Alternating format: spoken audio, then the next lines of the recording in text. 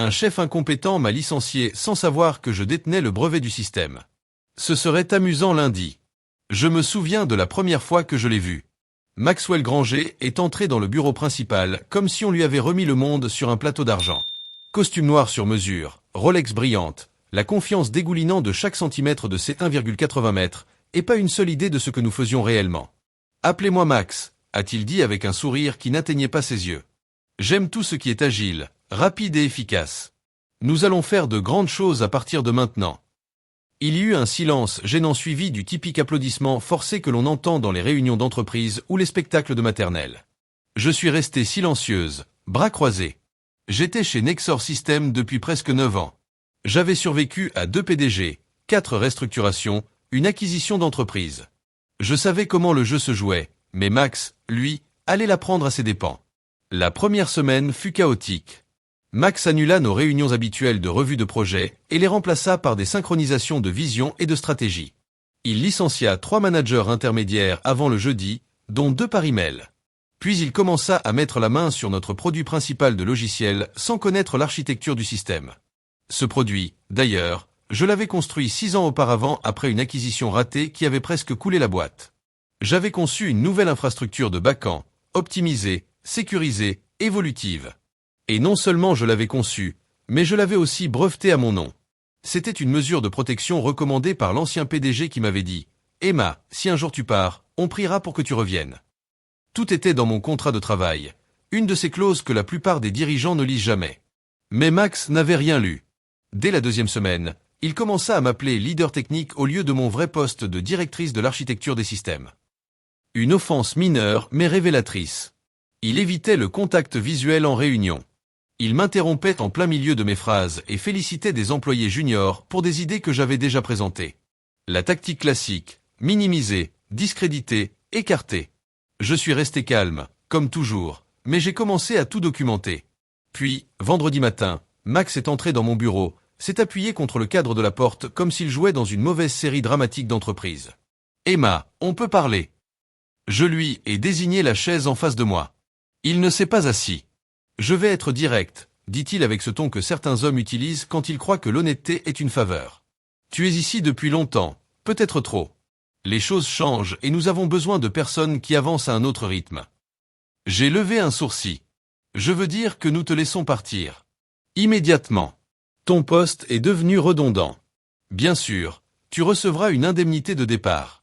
Les RH ont les documents. » C'était tellement répété, tellement arrogant, que j'ai failli éclater de rire. À la place, je me suis adossé à ma chaise et je l'ai observé. Il n'avait vraiment aucune idée. Pas la moindre idée de ce que signifiait cette clause dans mon contrat. Aucune idée que sans moi, sans mon consentement écrit, l'entreprise ne pouvait légalement continuer à utiliser le système qui gérait 82% de ses opérations. Mais je n'ai rien dit. Je me suis contenté de sourire. Un sourire calme, poli, délibéré. Compris, ai-je dit en me levant pour lui serrer la main. Il ne la prit pas, se contenta d'acquiescer et tourna les talons comme si j'étais déjà réglé. En sortant, il lança par-dessus son épaule. Je ne vais pas gaspiller un centime pour une employée incompétente qui a atteint son sommet il y a 5 ans. Mon sourire n'a pas vacillé. Bonne chance, Max. Il s'arrêta dans l'embrasure, probablement surpris par mon calme, puis partit. J'ai emballé mes affaires lentement, méthodiquement. Quelques effets personnels, une plante miraculeusement vivante depuis 5 ans, une clé USB contenant uniquement des photos de notre dernier séminaire d'équipe.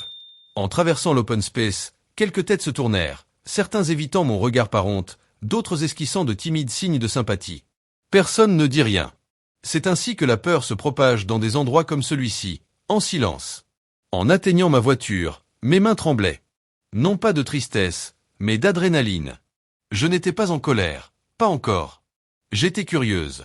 Combien de temps leur faudrait-il pour réaliser ce qu'ils avaient fait? Je connaissais la réponse, lundi. Le week-end passa comme une tempête lente, silencieuse, lourde, électrique. Je ne le dis à personne. Pas à ma sœur, qui disait toujours que je travaillais trop. Pas à ma meilleure amie qui aurait débarqué avec du vin rouge et un plan de vengeance en 5 étapes. Encore moins à mon ex-mari, qui m'avait reproché d'être trop intense et marié à mon travail. J'avais besoin de silence, d'espace, de perspective. Vendredi soir, je sortis marcher en ville, passant devant des cafés fermés et des librairies désertes, laissant l'air froid apaiser la brûlure de la trahison. Je ne pleurais pas mon travail. Je pleurais l'insulte, l'ignorance, l'idée qu'un homme qui n'avait jamais écrit une seule ligne de code puisse effacer des années d'efforts et appeler ça redondant. Samedi matin, j'étais prêt à agir. Je sortis le contrat de mes archives personnelles. Tout était là, noir sur blanc. Le brevet à mon nom, la clause révisée et notariée, une section spécifiant que Nexora n'avait qu'une licence d'usage dépendant de mon approbation pour toute modification. Et cette licence expirait lundi. Je laissai échapper un petit rire, non parce que c'était drôle, mais parce que c'était parfaitement poétique. À 15 heures, j'avais envoyé un email au service juridique de Nexora. Pas depuis mon ancien compte. Leur réponse ne tarda pas. Prévisible, pathétique. Un mail sec, signé d'un consultant compliance que je ne connaissais même pas. Nous vous remercions pour votre message, EMA. Nous examinons les termes de votre ancien contrat. Veuillez patienter. Comme si j'allais patienter. À 16h30, un appel d'un numéro privé.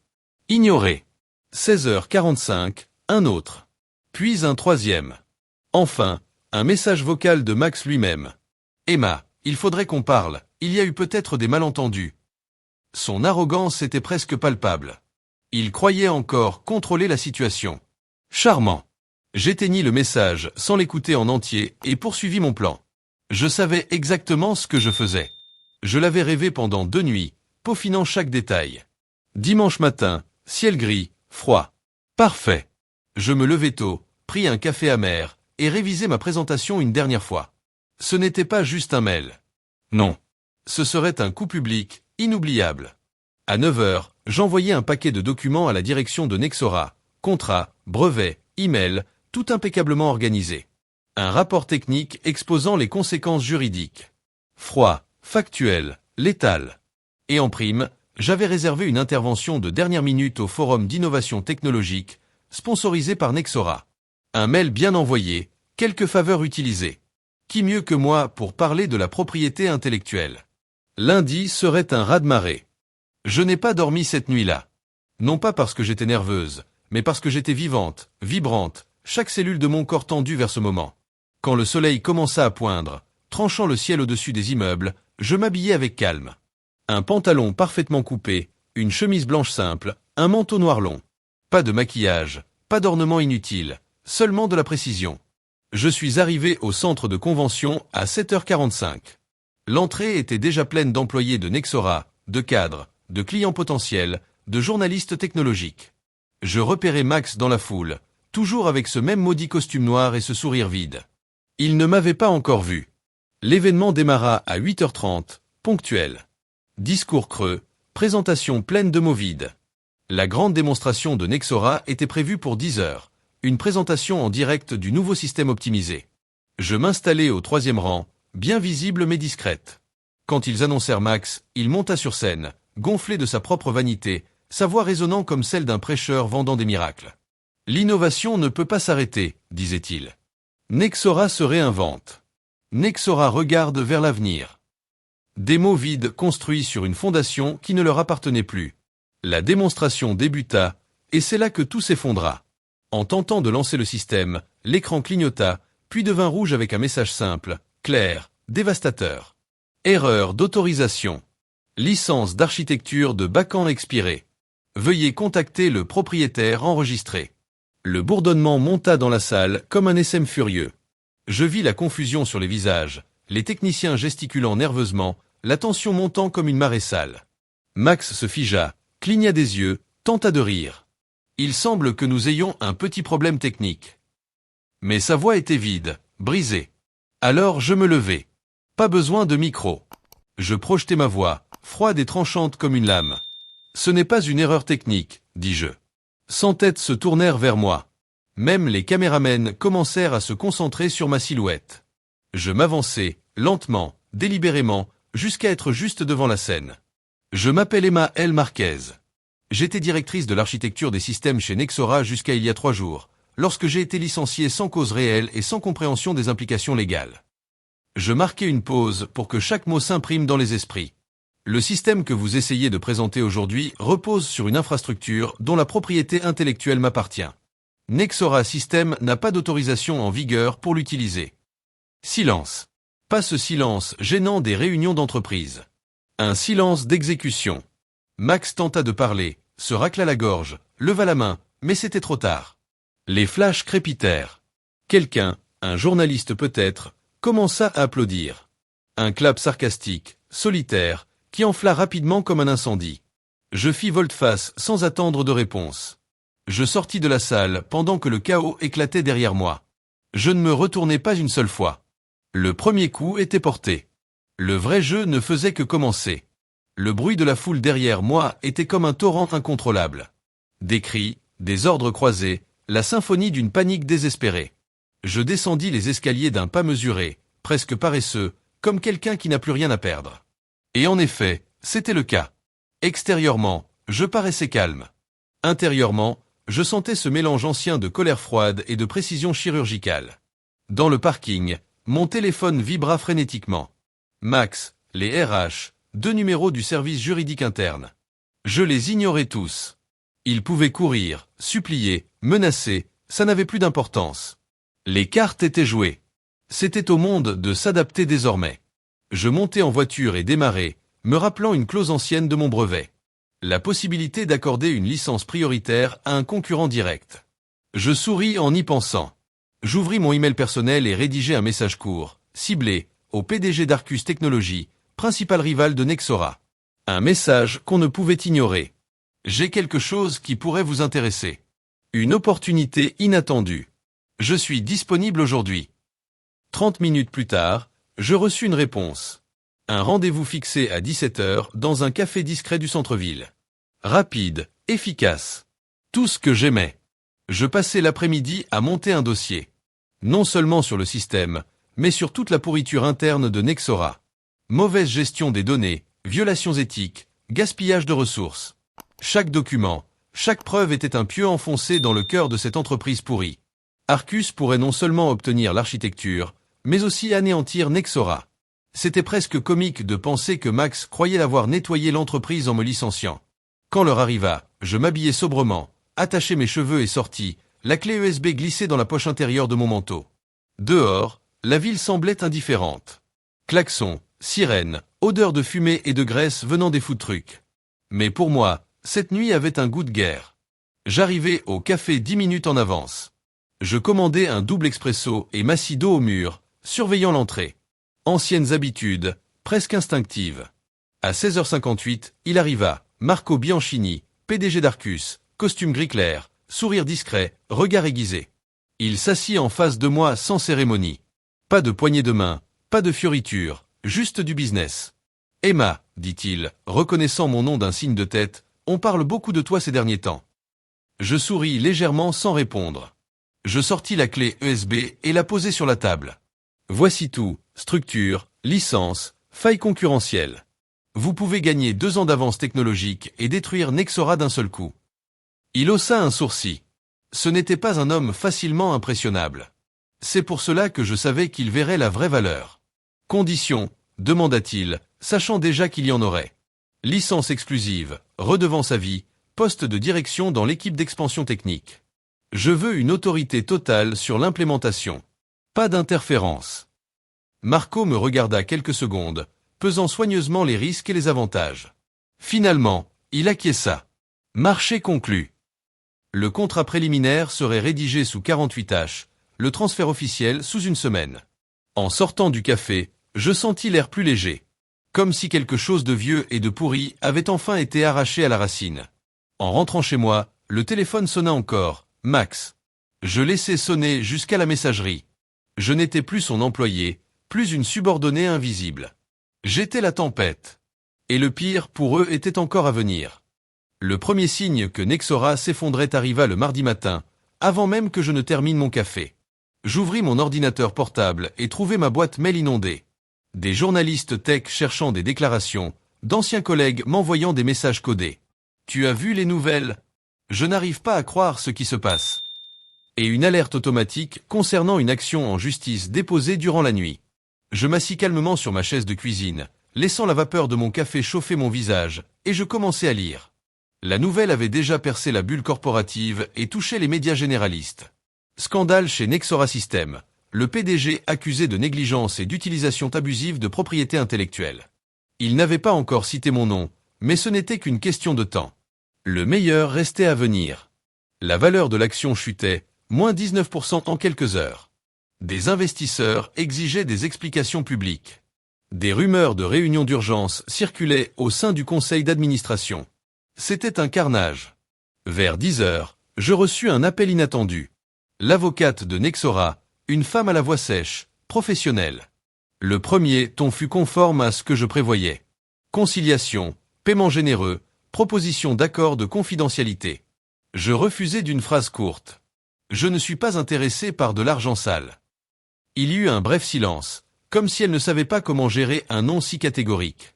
Alors vint la menace à peine voilée, empaquetée dans un jargon juridique. Poursuite pour diffamation, accusation de rupture de confidentialité. Je ris. Un rire bref, sincère, celui qui ne s'improvise pas. Ne l'oubliez pas, dis-je d'un ton aussi poli que possible, ce sont vous qui avez violé le contrat, ce sont vous qui avez utilisé une architecture sans licence. Et désormais, tout le monde le sait. Je raccrochai avant qu'elle ne réponde. Ce n'était pas de l'arrogance. C'était de la certitude. C'était de la justice. La journée s'enchaîna en une série de petites victoires. L'Office national des brevets répondit à ma demande. La mesure conservatoire fut accordée. Nexora était légalement interdite d'utiliser ou de montrer tout produit basé sur mon infrastructure. Chaque client qu'ils essayeraient d'approcher à partir de maintenant deviendrait une preuve supplémentaire contre eux. À 14 heures, je reçus un autre email intéressant. L'invitation formelle à une réunion avec le conseil d'administration d'Arcus Technologies. Ils ne voulaient pas seulement licencier mon système. Ils voulaient que je dirige l'équipe qui remplacerait Nexora sur le plus gros contrat public du secteur, un accord valant des dizaines de millions. J'acceptai, bien sûr, avec une condition simple. Liberté totale de choisir mon équipe. Je savais exactement qui j'emmènerais, et qui je laisserais derrière. Le téléphone sonna encore. Cette fois, je laissai la messagerie répondre. C'était Lucas, un ancien collègue de Nexora, un des rares qui avait osé tenir tête à Max avant d'être licencié pour incompatibilité de valeurs. « Emma, dit-il, la voix tremblante entre l'admiration et la peur pure. Max est en train de péter les plombs. Il s'est enfermé dans son bureau et refuse de parler à qui que ce soit. Ils essaient d'étouffer l'affaire, mais le conseil se réunit déjà sans lui. On dirait qu'ils vont le destituer. » Je fermai les yeux, savourant chaque mot. « Ce sera rapide, répondis-je. Et brutal. » Je raccrochai sans avoir besoin de plus de détails. Je savais parfaitement ce qui se passait dans une entreprise quand la peur prend le dessus. Alliance brisée, trahison interne, chacun tentant de sauver sa peau tandis que la structure s'écroule. Max serait juste le premier à tomber. À la fin de la journée, je m'assis sur le balcon de mon appartement, regardant le ciel teinté d'un orange sale. Je laissais la réalité m'envahir totalement. Ce n'était pas seulement une victoire personnelle. C'était quelque chose de plus grand. Un rappel brutal que les structures érigées sur l'arrogance et le mépris sont fragiles. Construisez sur le mépris, et il suffit d'une étincelle pour tout faire exploser. Et cette étincelle, c'était moi. Mon téléphone vibra encore. Un message court de Marco d'Arcus. Félicitations. Prépare-toi. Nous sommes sur le point de faire l'histoire. Je souris. Pas un sourire arrogant. Un sourire dense, réel, chargé d'une satisfaction que je n'avais pas ressentie depuis des années. Mais ce n'était pas fini. Pas encore. Il manquait le coup final. Celui que je livrerai moi-même, en main propre. J'ai attendu jusqu'au mercredi matin pour agir. Je voulais être certaine que la pourriture soit bien exposée, mais encore fraîche, infectant chaque couloir de Nexora. C'était trop facile d'imaginer l'ambiance à l'intérieur. Chuchotements précipités, regards fuyants, portes closes, réunions de crise désespérées essayant d'arrêter une hémorragie devenue mortelle. Mais je ne voulais pas seulement les voir saigner. Je voulais qu'ils comprennent exactement pourquoi. Je préparais tout simplement. Un grand et élégant courrier à en tête de mon cabinet d'avocat. À l'intérieur, une lettre directe, sans espace pour les malentendus. La notification formelle de la résiliation définitive du droit d'utilisation de mon architecture. Accompagnée de la liste précise, documentée, numérotée, des violations commises par Nexora au cours des 3 dernières années. Et en supplément, je glissais quelque chose de plus personnel. Une copie du mail de Max annonçant mon licenciement, avec sa phrase finale mise en évidence. Je ne vais pas gaspiller un centime pour une employée incompétente qui a atteint son sommet il y a 5 ans. Cette phrase, désormais, avait mal vieilli, comme du lait tourné sous le soleil. Je conduisis jusqu'au bâtiment de Nexora, incroyablement calme. Je me garai juste en face, éteignis le moteur et restai là quelques minutes à observer. Le panneau brillant de l'entreprise semblait terne sous la lumière grise du matin. Des gens entraient et sortaient rapidement, évitant de croiser les regards. Semblable à des rats abandonnant un navire qui prend l'eau. Je pris l'enveloppe et sortis de la voiture. Mes talons claquèrent dans le hall vide, brisant le silence comme des coups de feu. Le gardien à l'accueil, un jeune nouvel employé qui ne savait sûrement pas qui j'étais, me regarda avec méfiance. « Je peux vous aider ?» demanda-t-il, la main flottant près de sa radio. « Je viens livrer un document » répondis-je en montrant l'enveloppe. « Personnellement. » Il hésita, puis acquiesça, visiblement mal à l'aise. Même la réception avait été transformée par Max en un nid de peur et de tension. Je pris l'ascenseur seul. À chaque étage, l'air devenait plus lourd. Comme si des couches de poussière et de promesses rompues s'accumulaient sur les murs. Quand les portes s'ouvrirent au 23e étage, l'étage exécutif. L'odeur de café rassis et de nervosité imprégnait l'air. Je marchai vers la réception principale. Derrière le bureau, l'assistante de Max écarquilla les yeux en me voyant, comme si elle avait vu un fantôme. Je lui souris avec le calme de celle qui tient toutes les cartes. « Emma !» balbutia-t-elle, se levant précipitamment. « Il est en réunion. Je ne sais pas si. » Je ne lui laissai pas le temps de finir. « Je ne demande pas s'il est disponible, l'interrompis-je, sans élever la voix. Je veux juste déposer ceci. » Je posai l'enveloppe sur le comptoir d'un geste sec. Elle la regarda comme si elle contenait de la dynamite. Et à sa manière, c'était le cas. « Dis à Max que c'est mon cadeau d'adieu. » Je tournai les talons avant qu'elle ne puisse répondre, mon manteau tournant avec mon mouvement. Je traversai le grand couloir lumineux de Nexora pour la dernière fois. Personne n'osa me regarder. Personne n'osa me parler. Quand les portes de l'ascenseur se refermèrent derrière moi, je poussai un long soupir, sentant les dernières années de poids se détacher de mes épaules. Au rez-de-chaussée, en marchant vers la sortie, je vis une petite scène qui faillit me faire éclater de rire. 2 membres du conseil d'administration, en costume sombre et visage fermé, traversant précipitamment le hall, les bras chargés de dossiers. De loin, je reconnaissais la chorégraphie. Réunion d'urgence, peut-être votes internes, peut-être destitution. Peut-être simplement la fin. Dans le parking, j'ouvris mon téléphone et accédai aux dernières nouvelles. C'était déjà en une des grands titres. Maxwell Granger démis de la direction de Nexora Systems suite à des accusations de mauvaise gestion et d'abus de propriété intellectuelle. Le communiqué de presse de l'entreprise, ridicule dans sa tentative de limiter les dégâts, déclarait que Max avait décidé de chercher de nouvelles opportunités. Tout le monde savait ce que cela voulait dire. Un PDG expulsé, les actions en chute libre, les contrats annulés, les clients migrés vers Arcus, sous ma direction. Je montai en voiture et laissai échapper un rire bref, rauque. Pas un rire de triomphe facile, mais un rire de satisfaction lourde, dense, forgé au fer et au sang. Parce qu'au final, il ne s'agissait pas seulement d'une vengeance personnelle. Il s'agissait d'un rappel brutal. Ceux qui bâtissent leur pouvoir en écrasant le talent et le travail des autres paieront un jour le prix. Et certaines personnes, quand elles sont trahies, ne pleurent pas, ne supplient pas, ne disparaissent pas. Certaines personnes reviennent et prennent tout. J'ai démarré sans me retourner, sans aucune hâte. J'avais de nouveaux projets à construire, de nouvelles batailles à mener. L'empire de Max était en ruine. Et le mien ne faisait que commencer.